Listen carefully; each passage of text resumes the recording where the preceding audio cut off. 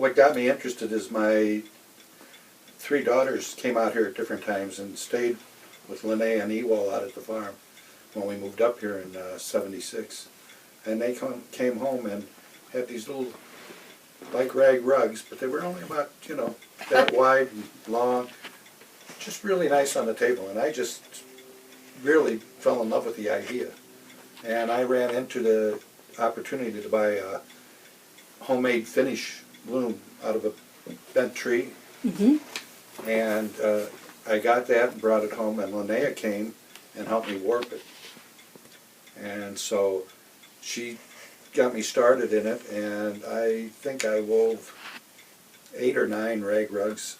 I mean, they were just, all I'd use them for is, I think a couple of them went in my wife's car for mats for the snow, and the other ones went outside the door, not even in the house, okay? Mm-hmm.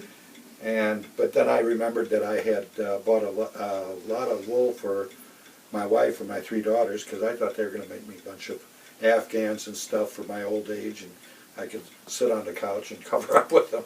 And they never had used any of this wool yarn. And I found some of that, and I started weaving with the wool yarn. So I got interested in that type of weaving. The rag rugs are still a puzzlement to me.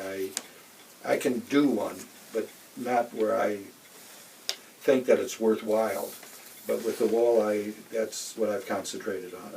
It probably is a mix between the Navajo type of weaving and the Scandinavian wool weaving. I do the flat weave and also the rhea.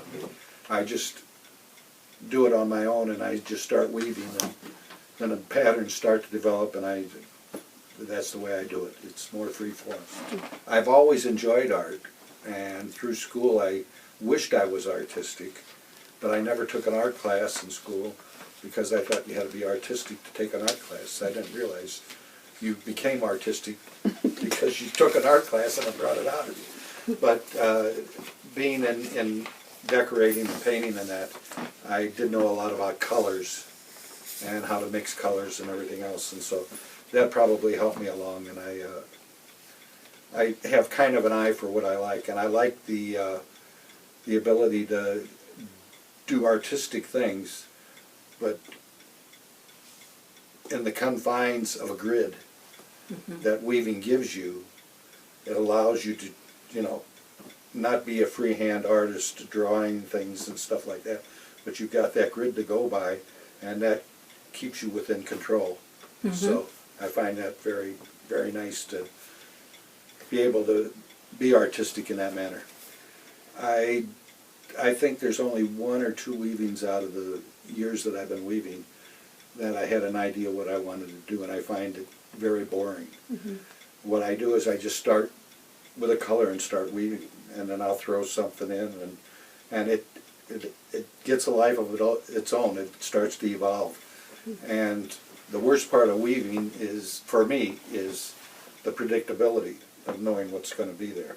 I like the idea of seeing something grow out of it